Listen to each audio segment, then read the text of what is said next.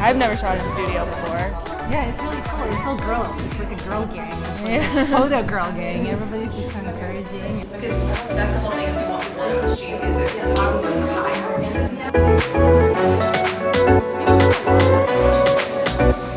stuff. It's just to make it absolutely more expensive. If there's absolutely stuff things.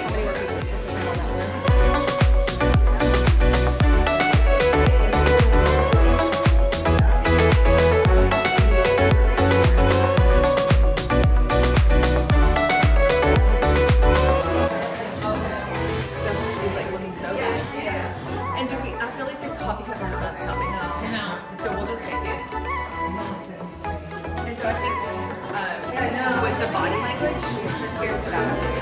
I would sit again. I'm going to tell her to sit on the very edge because you see how I don't see that she's sitting on the edge. So then yeah, and then over this way on the edge, right? Oh my gosh!